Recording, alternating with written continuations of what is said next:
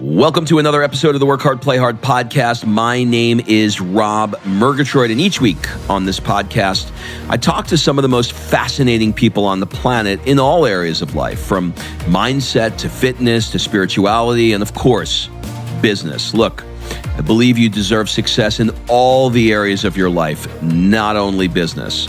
But before we get into today's show, you may want to join us on our next Work Hard, Play Hard experience.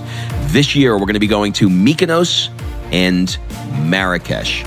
In these experiences, I have hand-selected a group of high-performing business people who are seeking more balance, connection, and they want to celebrate their wins as a reward for the hard work that they put in.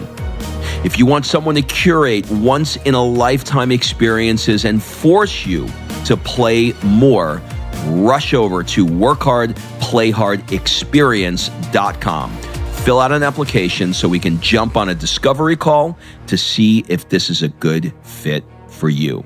And remember, excuses are over. It's time to live. I can't tell you how many times I promoted an event where no one showed up. What that taught me was to never give up and to keep going and keep going. People perfected their craft and kept doing something for 20, 30 years to become a pro and be globally recognized. And people get discouraged after 2-3 months. For people that say, I don't believe in God, we all get to a point where a loved one is in the hospital, or you're in the hospital, or someone's fighting for their life, and we all kind of pray out to someone.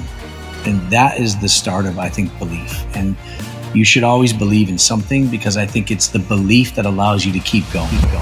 Hey, everybody, and welcome to another episode of the Work Hard, Play Hard show. Today on the show, you are in for a treat. I have the king of luxury on the show, Chris King. He has a new book out now called Kingsway, and it's a good one for anyone looking to reinvent themselves, to pivot, or just believe that they can do it. We covered the gamut in Chris's life, from his challenging beginnings through his ups and downs along the way to the things that are really providing fulfillment in his life now. Look, Chris is a friend. He has a heart of gold, and I think people will learn a ton from him about never giving up. So please enjoy this conversation with the one and only Chris King.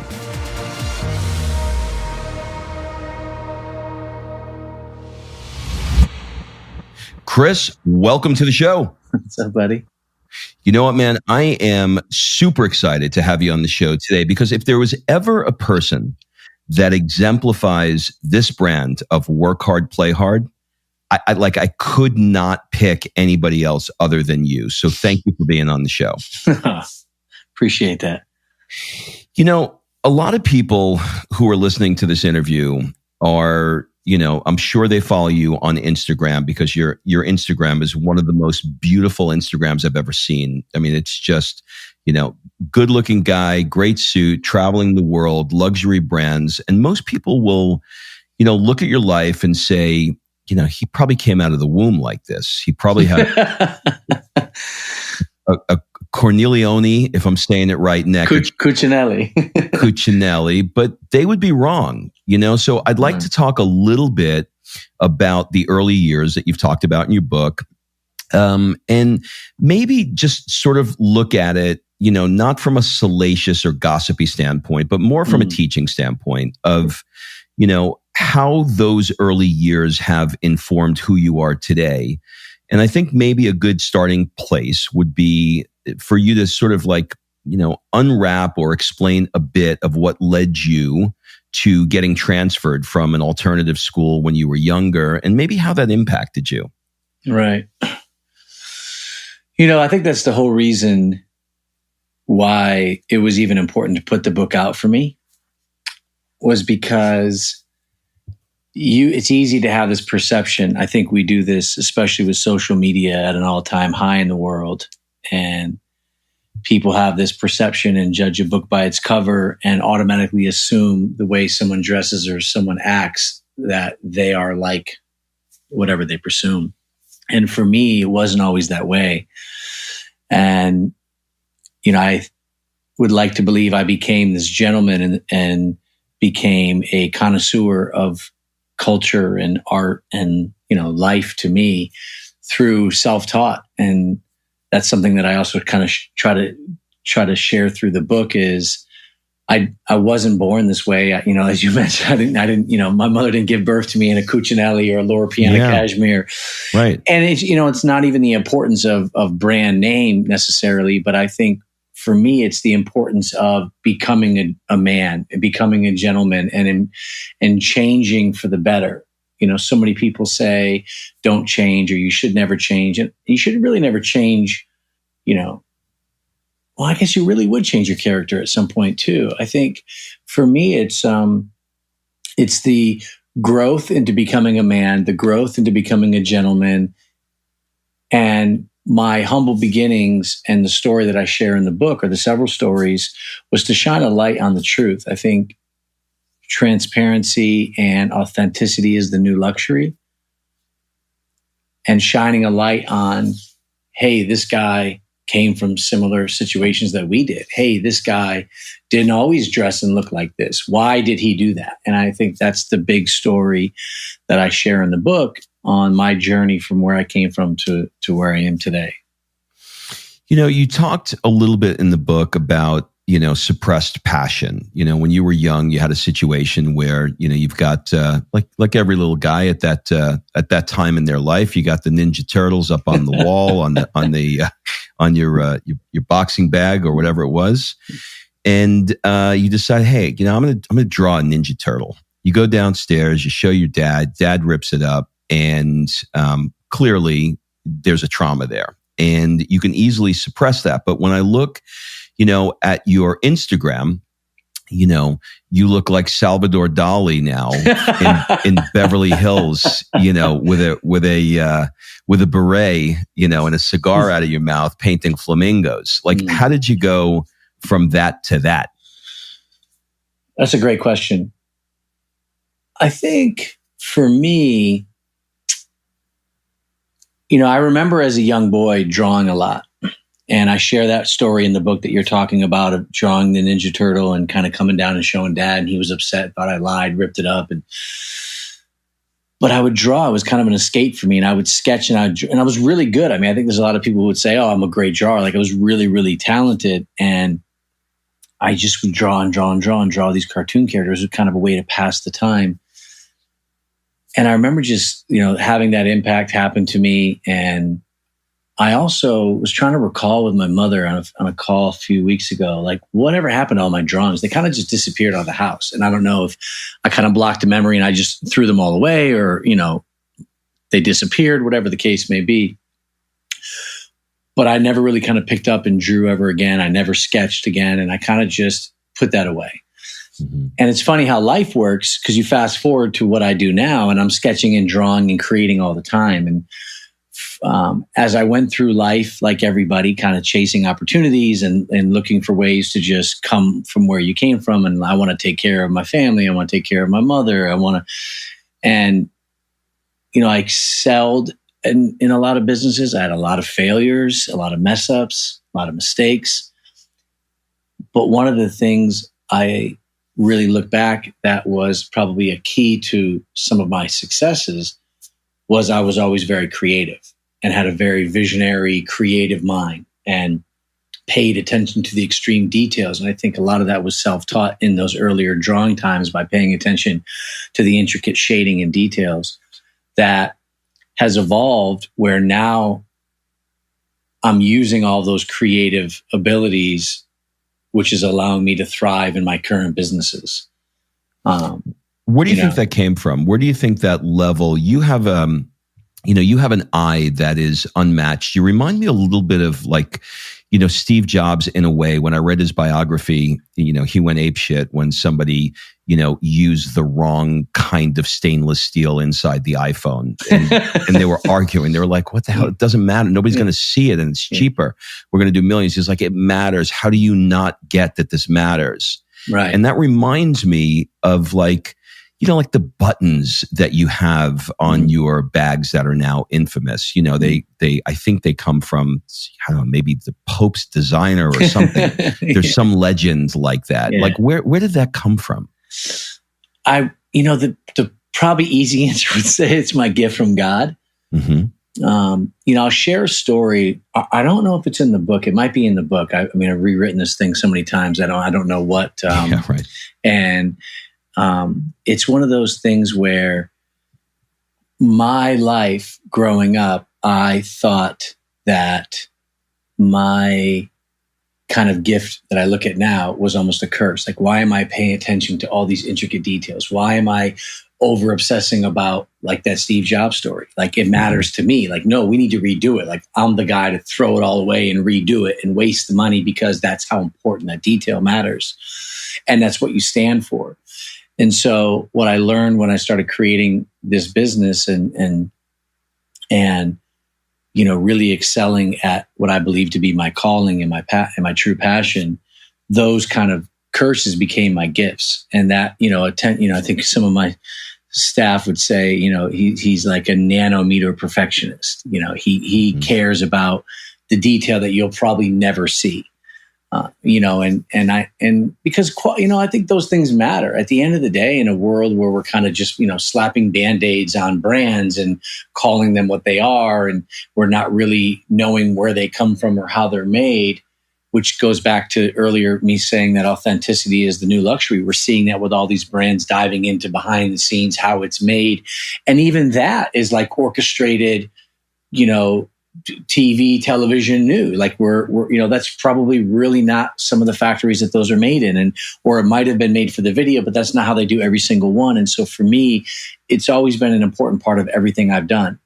And I share a lot of times with people how that stems from passion within to always represent and be the best version, no matter whatever you do in life, whatever business. And I think I've done that no matter the business that I've been in. I always want to give the best version, make it the best, no matter what it's ever been.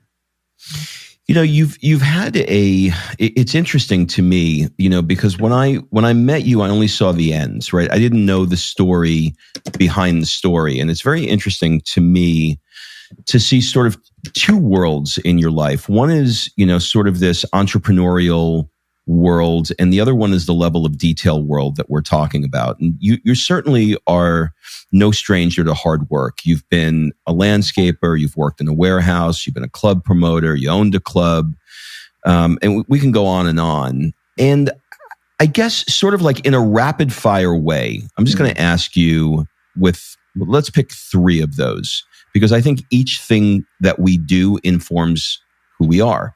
What would you say being a landscaper or running a landscaping business in the early years taught you? I don't know if it would be specifically landscaping. I guess you could say by, no one's ever asked that question.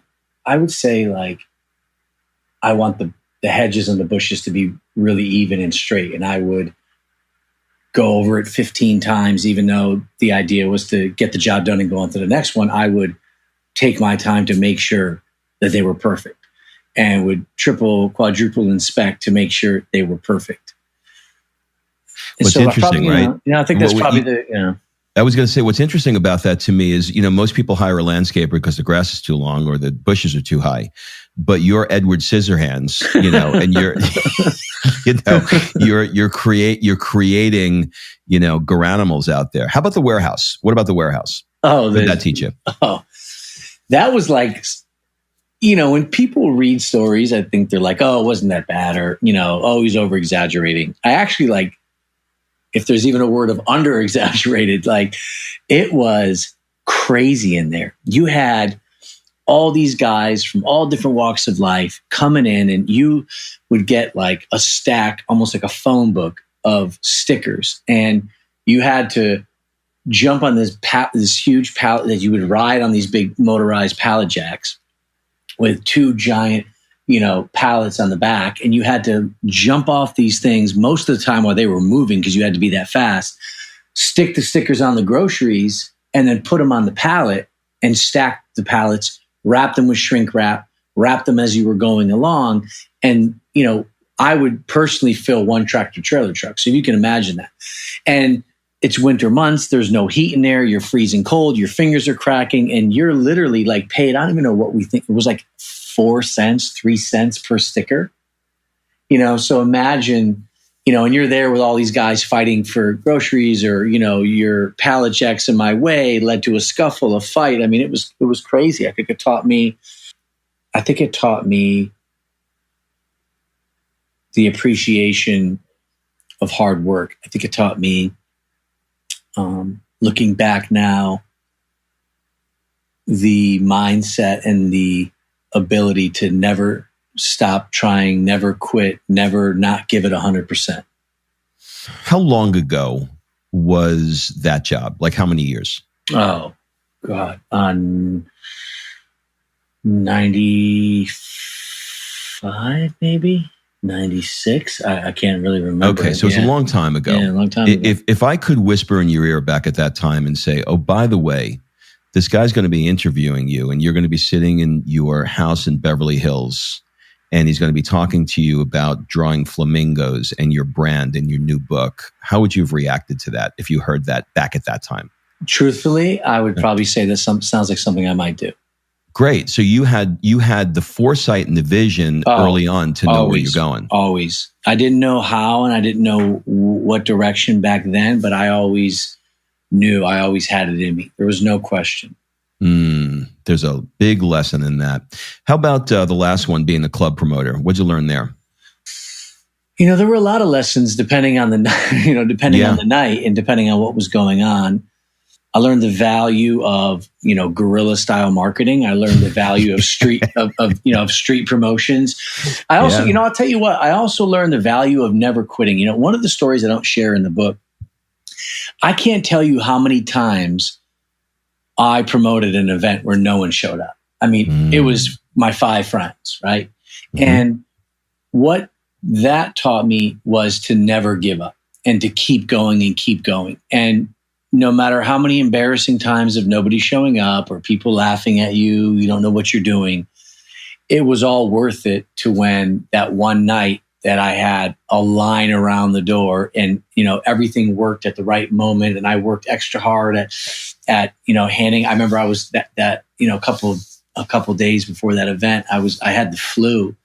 And some of my friends were laughing because I was literally like hoodie. It was raining outside and I'm passing out flyers with like Dayquil in between my hoodie, sipping it as I'm out there at midnight passing out these flyers, and it resulted in, an overpacked line around the, door and led to a big profitability that night.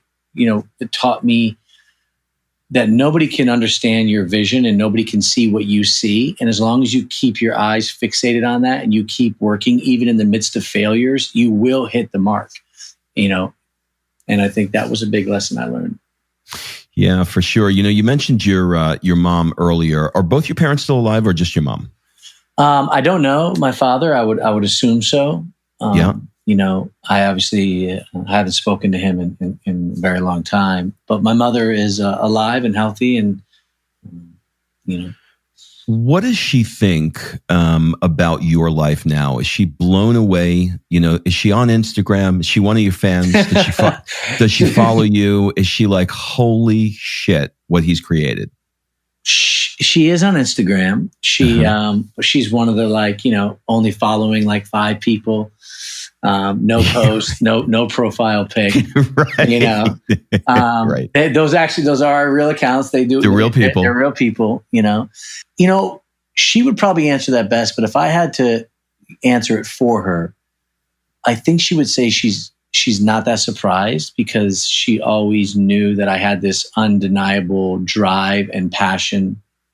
I would be the kid who, would self-teach himself how to do something. And, she'd watch me constantly fail and fall and hurt myself, but I didn't give up until I got it done. Mm-hmm. I think she also knew early on, I share a lot about this in my current state. And at the end of the book, this Renaissance man, and what does that mean? And what does that look like? And, I've always really been kind of talented at everything. And I say that with a lot of humility. I'm not saying I'm the best at things, but I've always been able to pick things up very quickly. So I think she always kind of knew I would find my way. And I don't know if she knew exactly what it would be now, but she always knew that I would kind of go out there and make something of myself. And so she's never been really blown away. Yeah, you do have that gift. I mean, we were at a party around Christmas time before this whole COVID thing happened, and you wanted to get the party going, so you put some music on and you DJ'd it, and you had us like, I mean, that was like one of the best. I felt like I was at Studio 54, and you were doing it like off of like Spotify or something. I was like, damn. I was like, is that a playlist? And you're like, no, I'm just getting the songs out of my head. Yeah, I'm like, whoa, like DJs would spend hours trying to put a set like that together. Like you're really, really good at that stuff. I appreciate that. Yeah, you're welcome. I want to move on to Italy. There is a love affair that you have with Italy. And I think I understand a lot of it because I've spent a lot of time there myself, and I understand a little bit more about you and how you think. But I want to hear it from you. What is it particularly when you go to Italy that just makes you feel, and I'll put words in your mouth and you can correct me, makes you feel alive? Alive is a good word. I think I also weirdly feel at home, and depending on where I am, obviously there's a different emotion and feeling when I'm in Lake Como than when I'm in Milan or when I'm in Florence or Tuscany. First it's this, for anyone that's ever been there, they know this. And for those that don't, it's this overwhelming love. I shared earlier with a friend, I was catching up about some Atlanta days and how, everybody in the South is so open and friendly, and it's so easy to network and start conversations because everyone's really friendly. And it's the same thing in Italy, but it's just almost heightened. And everyone there is so passionate. And for me, being a lover of food and wine and culture, you're around this thriving culture and food and wine, and everybody's like celebrating life and happy, and it's just very contagious. And I also love this kind of relaxed, but yet still passionate and busy kind of city that happens when I'm, in, even Milan, and I also love, I think it's the way that people still dress up and carry themselves, and they care about the art of the gentleman or the art of the lady. And those things kind of still matter in Italy, especially in some of the major cities like Milan. And I'm also really infatuated with the architecture, and, when's the last time you walked around a building in LA that was around, in the 13th century? I mean, it just doesn't happen. And, Italy, especially, and of course, obviously other parts of Europe, they really care about history, and they care about where they've come from, and they care about, keeping that history and those traditions alive. And that's something that's always been really important to me. And I think something we don't always necessarily do here in the US, Yeah, there's something incredible about it. I just spent 4 months in Florence right before Christmas.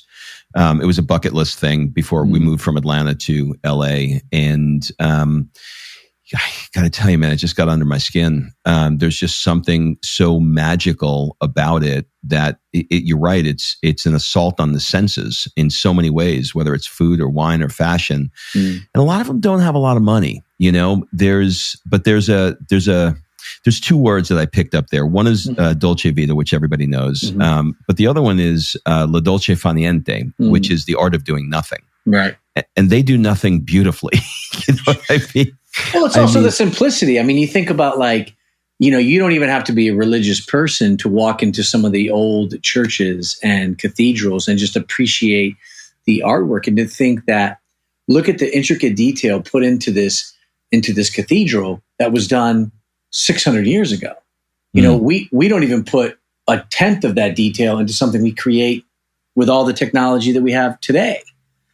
And I think that's what's missing to me, that I love, is just that rustic attention to detail, craftsmanship, and, true artisans at work, where we don't really see that anymore. And I think I miss that, and that's what I get when I go to Italy. Well, I tell you, one of the things I think about when I think of your products, and I'll take your most recent one, which is your bag. It is a piece that I believe can.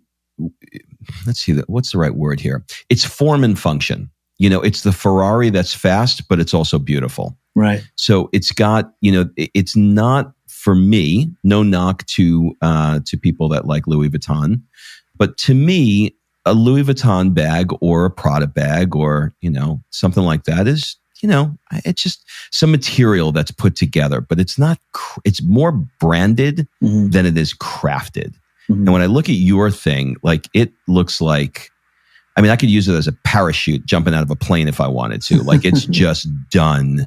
And I'd look great coming down. I want to head over to Atlanta. By the way, we don't advise that you jump out of a plane. No.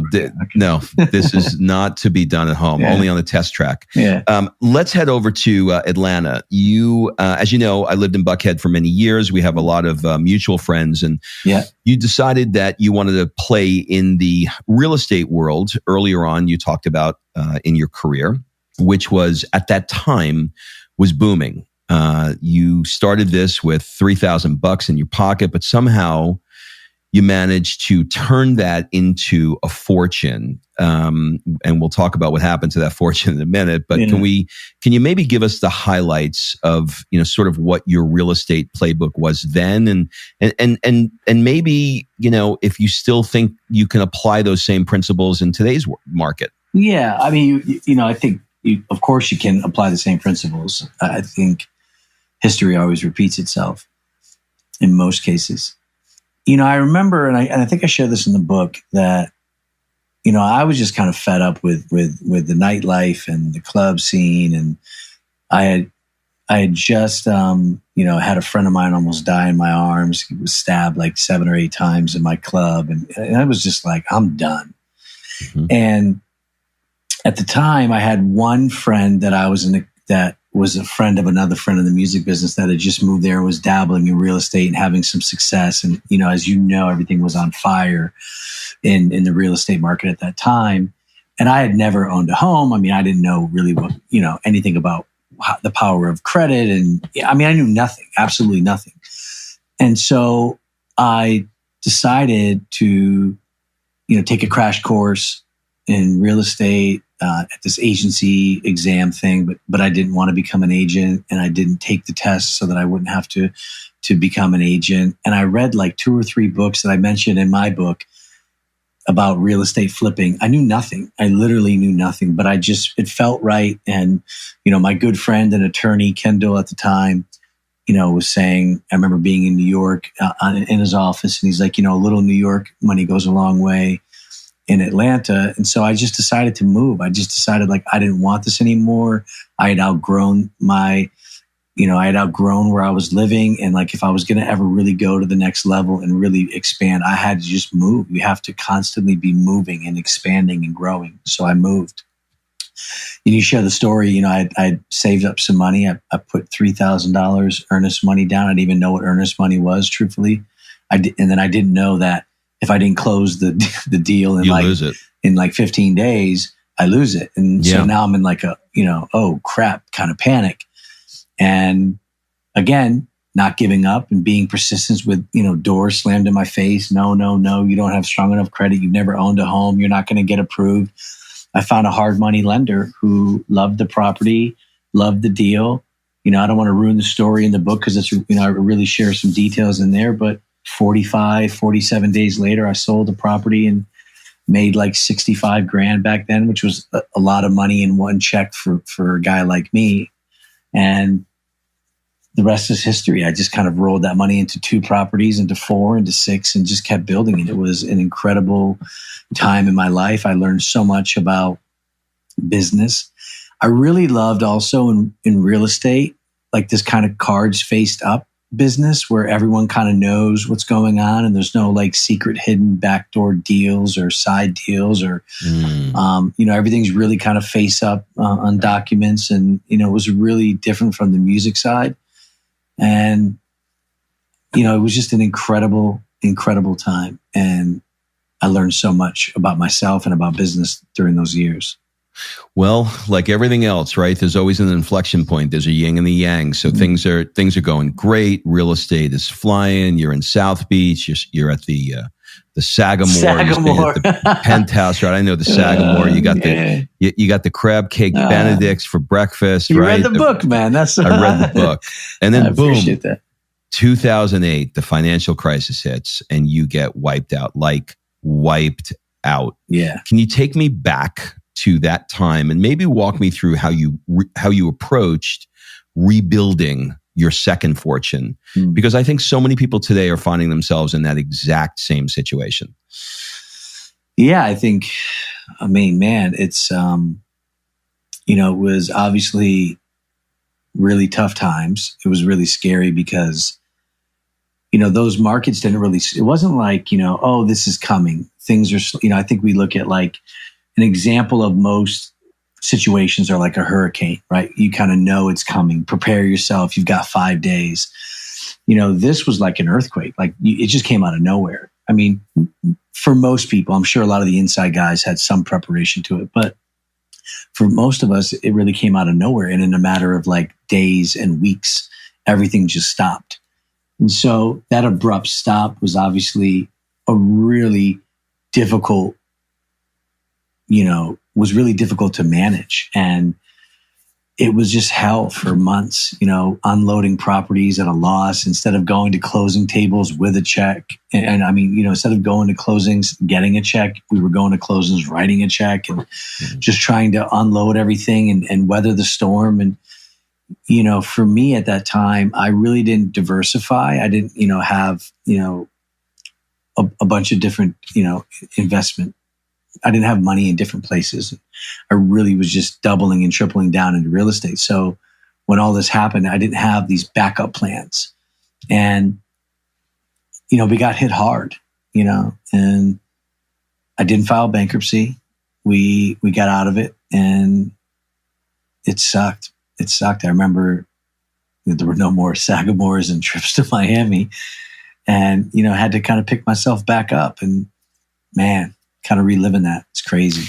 Well, for all of us, we all went through, I can recall a similar situation where the tech bubble happened, and I was buying Amazon stock and I was making 50,000 like in a week, like just watching this thing, going to Miami and partying. And then all of a sudden I wasn't having eggs. I wasn't having the crab cake Benedicts at there either. And I wasn't diversifying. So, how are you approaching things differently now in terms of diversification? Do you have some, sort of strategy where, you learn the lesson and you allocate things differently from an economic standpoint, or just talk to that a little bit?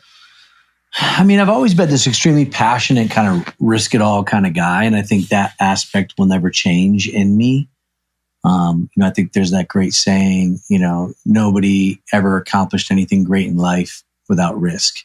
And so, I don't really dive into all the diversifications and things of that nature, but do I want to be all in on just one thing ever again like that? The answer would obviously be no, I don't, but you might. You might. So it's one of those, I think like right now I would say I've learned from those things and I had diversified and I had owned so many different companies and, from the wine business to tech to I had a female clothing company that I had a, 60% stake in. I invested in movies and I was all over the place. And that didn't make me really happy either. In fact, it did the complete opposite because, now it's like, I'm never going to go through real estate. I'm never going to do just one thing. Now I'm doing 25 things and I'm miserable and I'm, 30, 40 pounds heavier, working from 4 a.m. to midnight every day. And that didn't really work. So, it's almost like I've kind of come back to, my focus right now is my business in the luxury space and the things that I'm passionate about and the things that make me happy, so I guess all I could say is, try to save for a rainy day. But looking back, those are just also very crazy times. I mean, that, was a once in a lifetime, type of financial crash. I hope. Yeah, you're an all-in passion guy. For sure. My mother says it all the time. She's like, you're either off or 100%. Yeah. There's just no in between for me. And I don't think I'll ever change. I hope I don't change. I think like the worst travesty for you is like a shitty bottle of wine. You know what I mean? You're like, do you understand what this is doing to me right now? Yeah, but it's not even that. It's, and I think I mentioned this in the book. I watched a documentary once called The Red Obsession. And if you want to learn about wine, you like wine, that's obviously a great documentary to learn things, but there's also a lot of valuable nuggets in there. And one of the, I can't remember the gentleman's name, this journalist, he was being interviewed and he was talking about, they were showcasing how in China, they literally built like a 30-story skyscraper in like 29 days, like from ground up, which is like unheard of. And the point that he was making was, for so many generations, we have been poor. So of course we're going to risk it all and work and shoot for the stars and not even look back or have any fear, because what's the worst that's going to happen? We go back to being poor. And I think for me, I hear a lot of people, whether it's The Rock and all these other inspiring gentlemen who, I never, I still think of my house getting repossessed, or I still think of getting, kicked out or evicted. And those things kind of fuel you to really work so hard. And, there's a part of me that obviously agrees with that. And I think the other part of me is why I'm not afraid to risk it. And I'm not afraid to go after the things that I believe in, because even if that does happen, it doesn't matter. It's not the end of the world. You're still living, and it's okay to start from ground zero. It's okay to fall off the ladder and have to climb back up again. And I think so many people in this world laugh and poke fun and make fun of someone who fell off the ladder. And it's like, well, at least they tried, at least they climbed it. And, that's something that I think is so important in life. And I think we're probably dealing with a lot of this right now with the coronavirus going around, where people have fallen off the ladder. They've lost their businesses. And guess what? It's okay. You got to quickly get over it. And what can you do now? And I think that's why I wrote the book. That's why I decided to put the book out. Yeah, that's one of the reasons why I wanted to have you on the show, because when I saw that you did that for that reason, I felt like I wanted to do the same and share, give you a place that you can share that, because a lot of people, are hurting right now. And, your stories that you put in there, you didn't have to put in there. Like, you didn't have to talk about the shitty times in your life or the things that you were going through, but you did. And I know why you did it. I didn't want to. Of course you didn't. Right. Like, who the hell wants to talk about shitty times in their life? But when somebody is going through a really bad time, it makes them feel like, well, if he can do it, then I can, pick myself up by my bootstraps and do it. I want to ask you a question about religion, which I know we're never supposed to talk about, but you are a deeply religious guy. Can you tell us the story of what happened at 803? You did read the book. That's kind of cool. I first want to kind of start off by saying, because, first and foremost, I'm not really a religious man. I just have a big belief in God, and I believe in the Bible, and I believe in Jesus. And I think that doesn't mean that I don't like other people, other religions. And I think that's why I would say that I'm not a religious person, because I don't believe in my way is the only way. And I don't believe that if you don't agree with me, then we can't be friends, or we're not on the same page in life. So I think that's, first and foremost. But I've been through a lot of trials and tribulations in my life, and I've been through ups and downs, and I've kind of always felt I had this big calling, and I always knew that I was meant to do something. And, you have these encounters throughout your life. I think we all have them, whether we want to share them publicly or not. I decided to finally share mine publicly. And in the book, and I don't want to tell the whole story because I want to have, that's a great part of the book. So I'm just going to shine a little bit of light on it. But it was Father's Day a few years ago. And, I had the presence of God come into my home at 803. And, a lot of people talk about being born again or being baptized. And, this was a moment where, God kind of put a new heart inside of me and just kind of changed my life forever that next day that I woke up. And, I just became a different person, and not really a different person. I'm still me, but, it was a really just crazy experience and a miraculous one in my life. And I don't want to kind of dive into too much because it's such a great part of it. Yeah, no, we want to leave it there. We'll give them a little teaser so they can go back to it. But look, I think, to wrap it up, Rob, it's you got to believe in something. And I'm not saying you got to believe in what I believe in, but you got to believe in something, because here's what I can tell you. For people that say, I don't believe in God, or I don't believe in situations, we all get to a point where a loved one is in the hospital, or you're in the hospital, or someone's fighting for their life. And we all kind of, pray out to someone. And, and that is the start of, I think, belief. And you should always believe in something, because I think it's the belief that allows you to keep going. Because if you didn't believe in something, I think, Rob, my good friend, my good brother, and my business partner, Rob Dyrdek, says it best. It's never over until you stop believing. And that could be, and obviously he's pertaining to business. It's really never over in your business until you stop believing. That allows you to give up. But I believe that in life, like the moment you stop believing in, because when you've lost everything, and we share about, those moments of failures, why do you, how do you get over those failures? Well, you have a belief that it's not going to stay this way. You have a belief and have faith that you can come out of this. You can make changes. You can grow from this. There's light at the end of the tunnel. That is a belief. And I think that's the important kind of message I hope I'm trying to get across in that chapter, that you should always just have a belief and always keep going. And when you do that, things will happen to you, things will happen for you, and, you will get out of those dark situations. Yeah, it's no doubt that you guys are friends. You have a lot of the same, certainly drive and work ethic, but that's not really what it is. It's sort of this relentless belief in yourself. Both of you share that. So I suppose that the reason why there's so much magic between the two of you is that, there's synergy there. I want to talk a little bit about, as we sort of move to slowly wrapping up, I want to talk some questions. Some of these questions may feel like, Jesus, these are weird questions. So just roll with it. Yeah, it's your show. What do people often get wrong about you? Ooh, that's a good one. Two things come to mind. One, I think people think I, come from money, or that I'm playing with daddy's money, or that I'm, that would probably be the first one, that I'm not, that I come from wealth. And that I was kind of taught all of these, the gentleman and dressing well and acting polite and, having manners.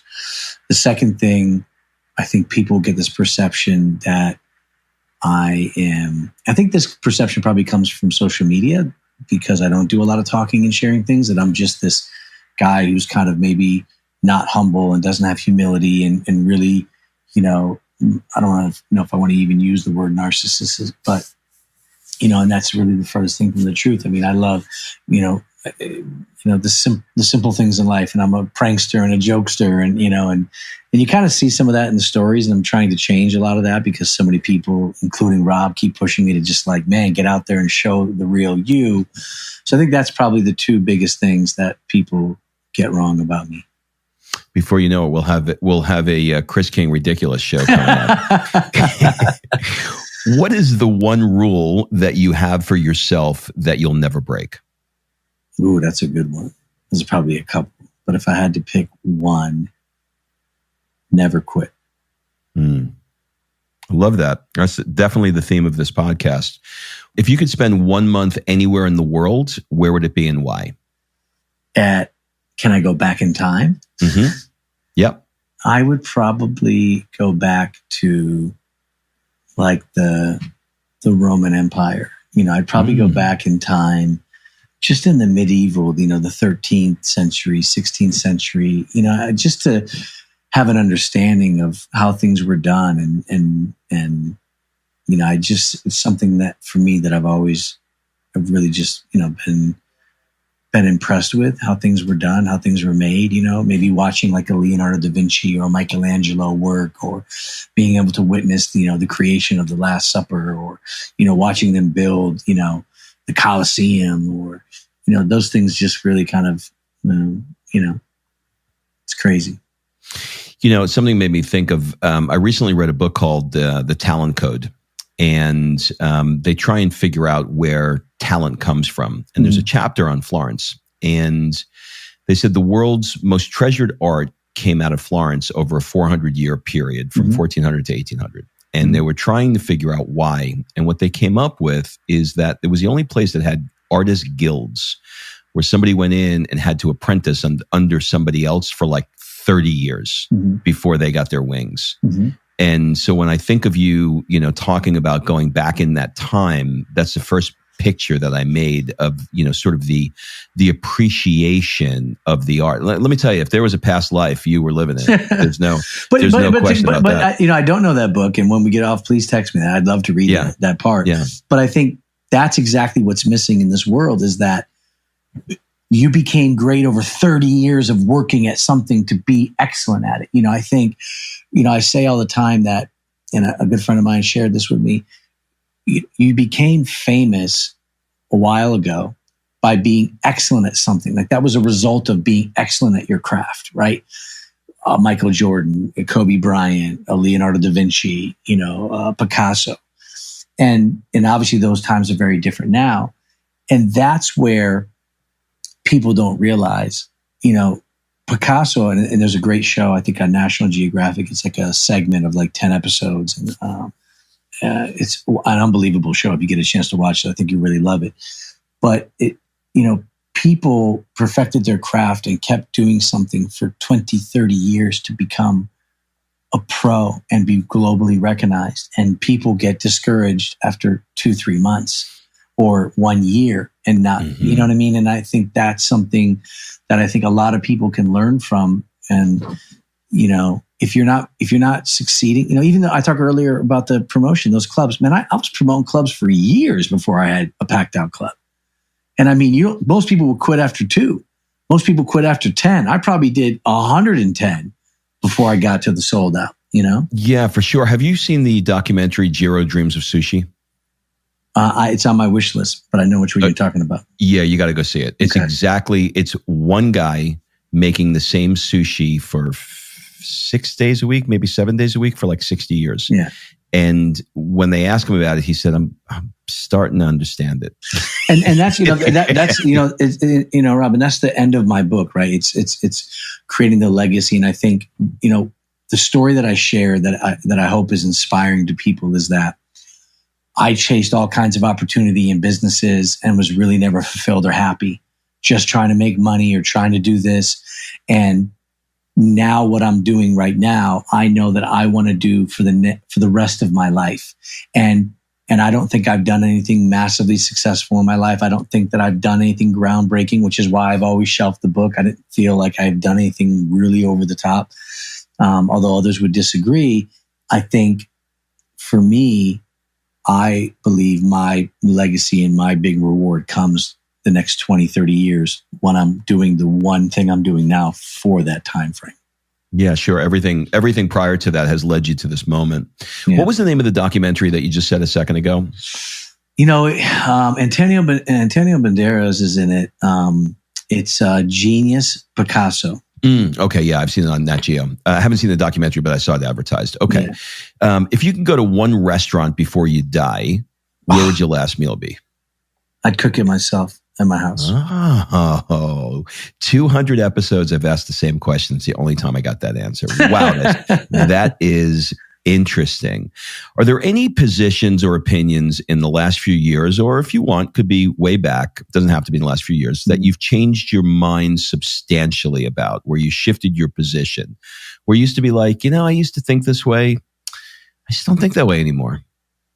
There's probably a few things, parenting is probably one that I think, you change over time and the way things are now than they used to be years ago. Or even when I was a kid growing up. I think that's one. I think that's a tough one too. I mean, Well, kids will definitely do that to you. Yeah. I mean, I think, look, you kind of always have to change and evolve. And I think, we're always changing. And I think we're even changing faster now for the better, hopefully, with the speed of technology and the way things are going. So I believe that we're always kind of evolving and changing. And, I think it was Chris Rock that said it once where, you're supposed to always change, and you're supposed to change your opinions based on the information given, and information is always changing, right? So if you're making up your decision and before you even hear something out, to me, that's really a closed mindset. And because things are always evolving and changing and we're gaining new information, I think that'll probably just be a part of your life forever. So yeah, absolutely. Makes perfect sense to me. All right, we're going to move into the last part of the show, and it's a rapid fire round to answer as quickly or as slowly as you would like. It's basically a first thing that comes to mind round. Okay. What would your friends Truffles. say? Oh, sorry. Is that too quick? I just took a group of, I wish you were there. We just took a group of 20 people to Florence, and we went truffle hunting with a dog, and it was freaking I can talk for an hour about that. Yeah, we both could. What would your friends say is one of your superpowers? Paying attention to details. What keeps you up at night? Nothing. I sleep really good. What's the one thing that you want to get better at? Man, there's like a lot. Yeah. But if I had to pick, I'll pick 3. I want to get better at English and grammar. Being a high school dropout, I want to improve that. I want to continually be a better father, and I want to be a better painter. I saw you work, man. Whew. That was one hell of a flamingo you got there. You know what's crazy? I've painted, maybe 50, 60 paintings in my life in the past 5 years. And I've never painted an animal or a person ever. And I'm looking at this canvas going, I wanted to just paint something. I just had it in me. I needed to create a release. And for some strange reason, a pink flamingo came to my mind. And I even remember saying out loud, what the hell am I painting a pink flamingo for? And then I'm laughing like, oh my God, I'm going to just paint this in my garden. Like, how crazy is this? I'm going to paint a pink flamingo in my rose garden. And I had never painted. I had kind of freehand sketched it out on pencil and then painted over it. And I mean, I've never painted an animal in my life. I would hang that thing right over my fireplace, right smack in the middle. Like, it's beautiful. And by the way, your garden is, I'm looking at my garden while I'm doing this. I got a 2x2 back here. Okay. You got the fucking Borghese gardens. I mean, like, if you came out with like a purple robe, like Caesar walking through there, I'd believe it. Yeah. I got a black one, but not a purple. I'm sure you do. What book other than the Bible have you reread the most? There's 2 that come to mind, but one that I've read continually, and I actually probably have like 5 or 6 copies, and I actually give it out, and it's The Alchemist. Coelho. Good stuff. What is your guilty pleasure? Pasta. If you could give a TED Talk on nothing that you're known about, nothing that you speak about, and can really be on anything that you have a passion for, what would it be? Cooking. Interesting. Okay, last question. Let's change things up a bit. What one question would you like to ask me? Wow, there's so many things, I mean, we've gotten a chance to know each other over the years here. I have 2 questions for you. Yep. And you can't say me. It would be, What was your favorite, who was your favorite person you interviewed, and what was the one sentence that they told you that changed your life? And then the second part to that question would be, why did you start the podcast, and what has it been like for you? I think, I'm going through a Rolodex, and you have to bear with me. There's 200 interviews and, that's like literally 200 hours, but I got the point. What's the thing that stuck out? The thing that popped in my mind as the moment you said it And I'm glad it did, because it's our mutual friend, Chris Harder. And my brother, Chris. He's amazing. And he said to me, we were talking about his morning routine. And he said, you got to, like, I wanted to do a phone call with him or something. And he said, well, we got to do it after 12. And I said, why? He said, because I don't do anything before 12. Yeah. I'm like, well, what time do you go to bed? And he goes, 9 o'clock. I said, well, what the fuck you doing between, like, what time you wake up? He said, 6.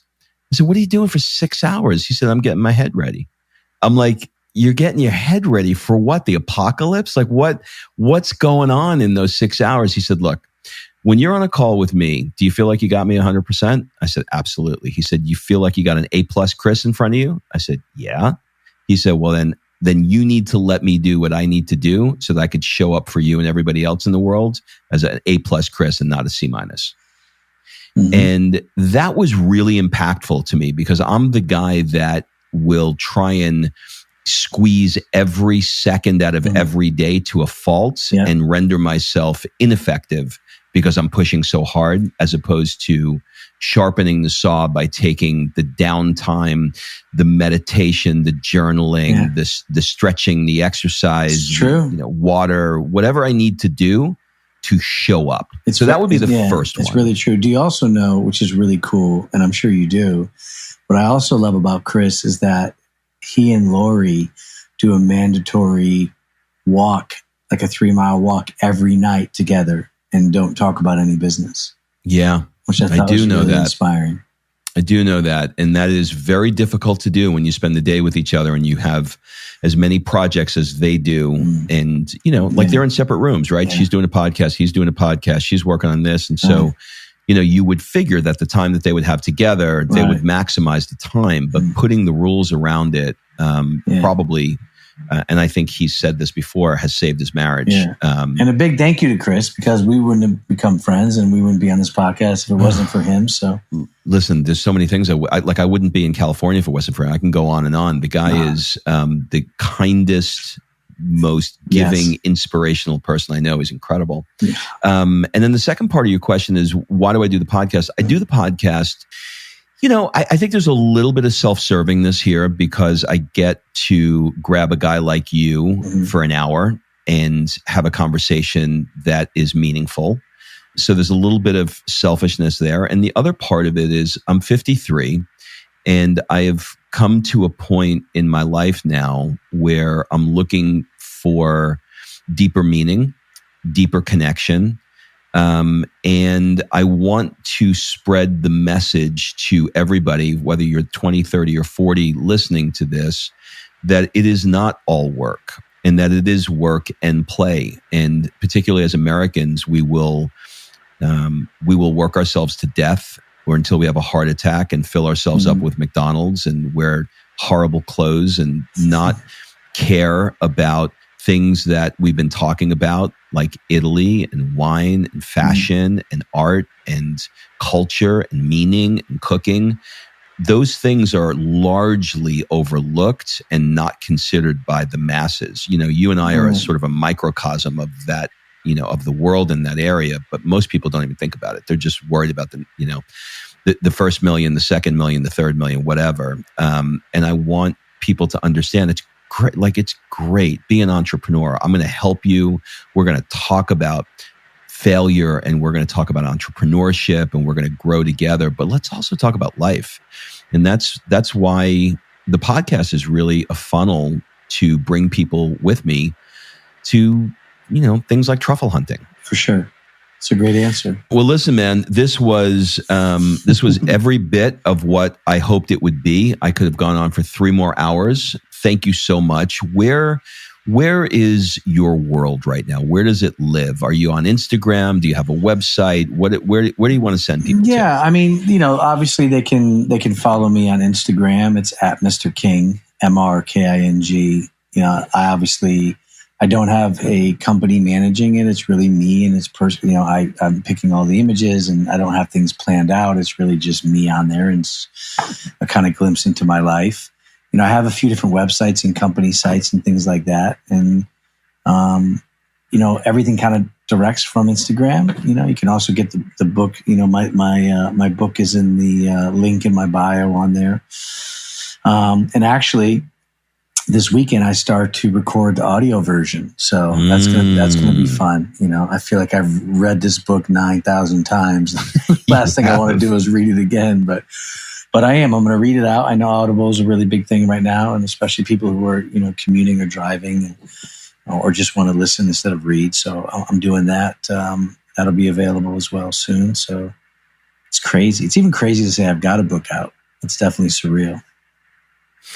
Well, listen, if there's anybody who's got something to share, it's you. And I think you're going to help a lot of people at this time. And my hat's off to you. You birthed that baby. That was not easy to do.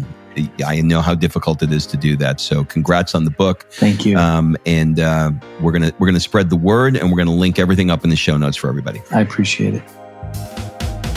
All right. Thanks for listening. If you love this episode and you know someone that needs some help in either stepping up their work hard game or their play hard game, it would mean the world to me if you shared this podcast with them to help me get this movement out there.